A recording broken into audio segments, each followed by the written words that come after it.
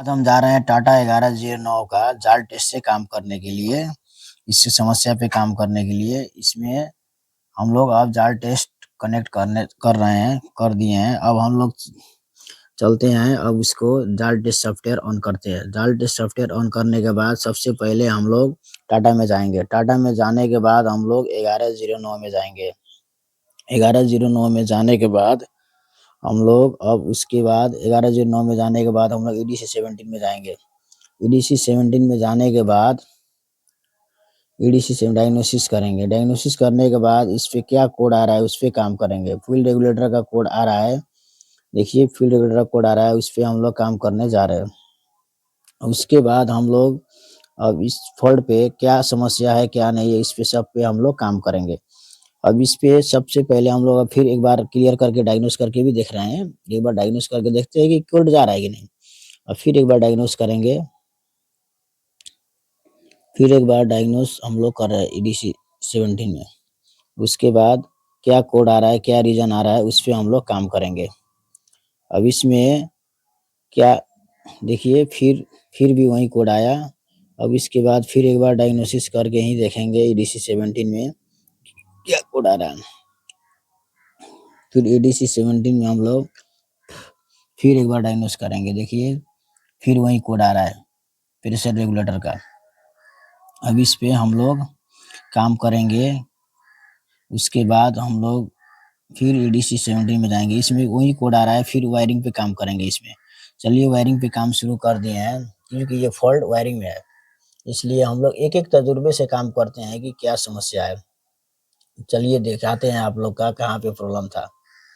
इसमें वायरिंग में समस्या है। देखिए इसमें क्या है कि वायरिंग जो है ना, वायरिंग पे घिसा हुआ था और इंजन टैबिट कवर होता है वहाँ पे घिसा हुआ था।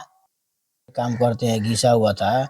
अब घिसा हुआ था वो भी दिखा रहे हैं। देखिए टैबिट कवर के अंदर घिसा हुआ था और टैबिट कवर के ऊपर घिसा हुआ था। इसीलिए हम लोग आप लोग का दिखा रहे हैं कि ये कैसा के टैबिट कवर होता है वहीं पे घिसा हुआ था। गाड़ी चलने के बाद ऐसे प्रॉब्लम आ रहा था बार-बार।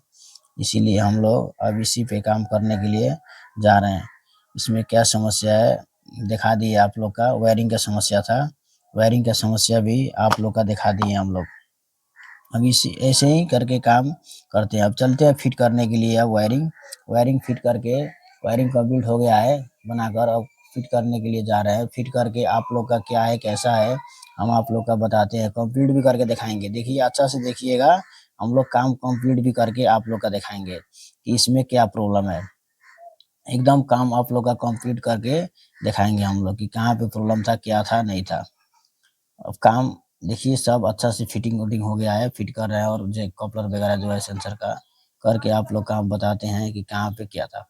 देखिए अब बता दिए हैं आप लोग का वायरिंग में फ़ॉल्ट है। अब चलते हैं डायग्नोस करके क्लियर भी करके आप लोग का दिखाएँगे कि कहाँ पे क्लियर हो रहा है कि नहीं काम करने के बाद। क्लियर हो जाता है वो भी हम आप लोग का बताएँगे। चलिए अब सब कंप्लीट हो गया है, कंप्लीट हो गया है। इसका काम सब कंप्लीट हो गया है। सब जित अब डायग्नोस करके देखते हैं। सबसे पहले अब जाल टेस्ट का सॉफ्टवेयर खोलेंगे हम लोग। जाल टेस्ट के सॉफ्टवेयर खोलने अब उसके बाद हम लोग टाटा में जाएँगे। टाटा में जाने के बाद हम लोग 1109 में जाएँगे। 1109 में जाने के बाद हम लोग अब एक 1109 में जाएँगे। उसके बाद हम लोग अब ईडीसी 17 में जाएँगे। ईडीसी 17 में ओके करेंगे। उसके बाद अब क्लियर हुआ है कि नहीं वो भी आप लोग का दिखाएँगे। चलिए डायग्नोसिस कर रहे हैं हम लोग, क्लियर हो रहा है कि नहीं। देखिए अब डायग्नोसिस किए हैं, फिर प्रेशर रेगुलेटर का कोड आया है, फिर एक बार अब क्लियर करके देखेंगे जा रहा है कि नहीं। देखिए फिर अब डायग्नोसिस कर रहे हैं। अब देखिए आप लोग का हम लोग दिखाते हैं। इ इश्यू हैज़ नो मेमोरीज़। देखिए क्लियर है। देखिए आप लोग का फिर एक बार डायग्नोस करके दिखाते हैं। एक बार फिर डायग्नोस करके दिखाते हैं। इश्यू हैज़ नो मेमोरी, काम कंप्लीट सक्सेसफुल कंप्लीटेड।